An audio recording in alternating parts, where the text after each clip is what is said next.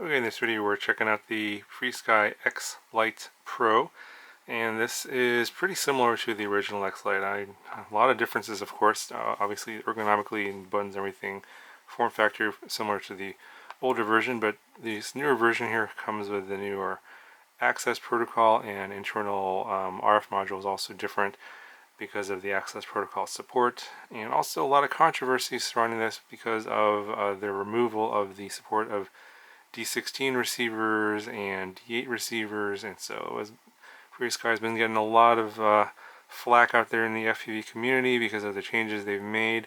A lot of people are saying they're not going to buy this radio, they're boycotting it, etc. But now they are backtracking and are going to support D16 receivers. And of course, I believe on the nightly builds in OpenTX, the crossfire support is also added back in. So it looks like this still could be pretty usable, at least for if you want to have backwards compatibility. But for this video, we're just going to cover what the radio looks like and some of the differences. There are a couple of minor differences and a few other things I'll talk about. And then in a future video, I will cover the firmware upgrade to get onto the official release that came out on, I think it was June the 5th, a few days ago. And that will re-enable D16 receiver support, and then we'll see how that binds up to this radio and if that actually works any better or worse than say D16 on the old ACC ST protocol. So as far as I can tell, the radios are almost identical. There's a couple of differences here. You can see the gimbal stick here is a little bit thicker at the bottom compared to the original X-Lite. There is no charging circuit in the original X-Lite. If you plug in a micro USB cable, it will not charge the batteries. But the X-Lite Pro does have that charging circuit in there. This has the caps for the 18500 batteries, the shorter ones here. Those fit fine. I just transfer the batteries over, that's no problem. The caps for the 18650, the longer batteries, are also included, but the caps do not stay on, they pop off. So yeah, not good. You don't want those popping off while you're flying, and then of course you're just going to crash. So they need to update the caps for the 18650 batteries if you want to use those. But the 18500 batteries are totally fine. All of the other things, like the way the gimbals feel, they feel, as far as I can tell, pretty much the same.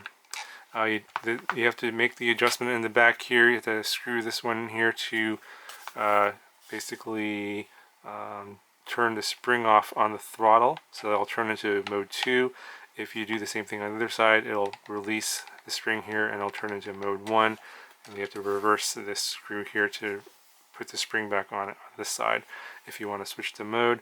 And then to adjust the tension of the throttle, you're going to adjust this screw here.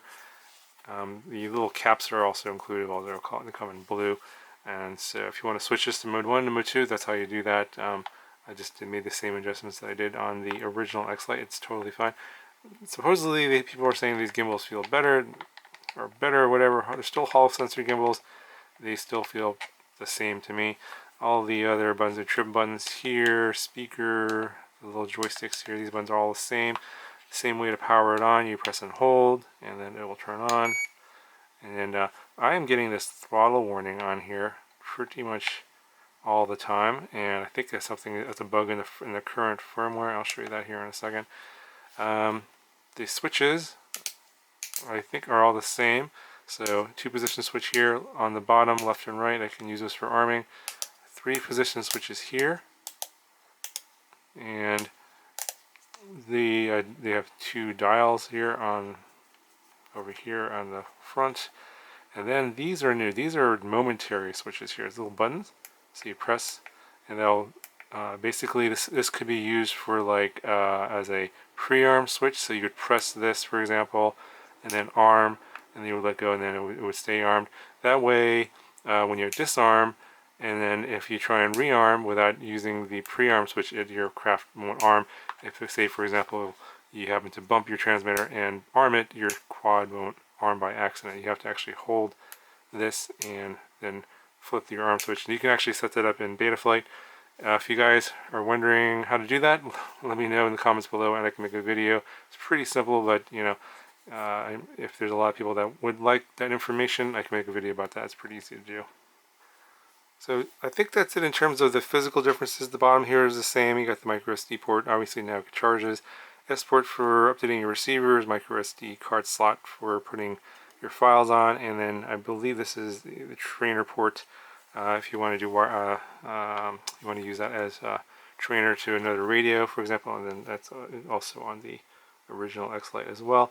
And of course, in the back, you have the door for the module bay, which is I guess the smaller module bay, and this is the same as on the X-Lite original. So supposedly, if you have a module here, it'll work like the R9M, or also the R9 Mini, as the smaller R9 module will obviously fit in here, and I believe it'll work in the current firmware as well as the newer updated firmware. And then well, I'm hoping that the updated firmware will include multi-protocol support for I have a multi-protocol module that will fit this bay, but I'm pretty sure the current firmware doesn't. I'm hoping that the new firmware does. But let's just go ahead and look at the actual radio config here. I'll just go into the radio setup, and let's see where it's go to the version. We're on 2.3, dated April 19th. So this is the version that does not support D16 receivers. And if we go back out here, if we go into our model, and then if we go into here under the first setup page, and you can see here under internal RF, the mode is ISRM. That's the internal RF module. Basically, you have just the one choice there, and that's it. So supposedly the newer firmware will enable D16 receiver support. We'll go ahead and we'll just actually turn that off for now. And if you turn on if you want to use the external module, go ahead and click that.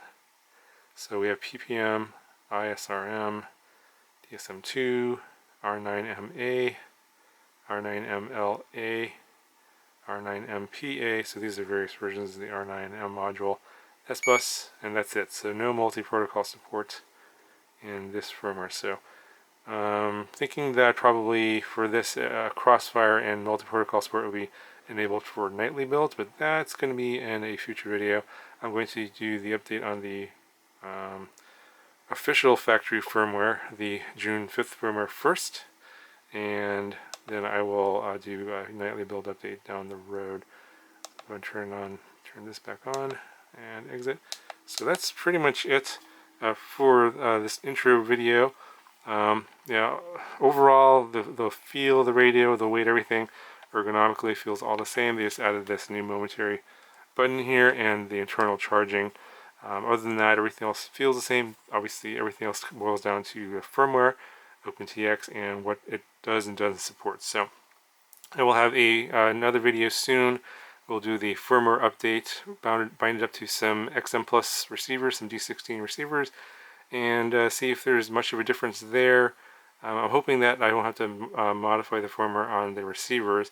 It'll just be backwards compatible. That's my hope. But yeah, we'll find out in that future video. So if you guys have any questions, let me know, and I'll try and answer that in the next video.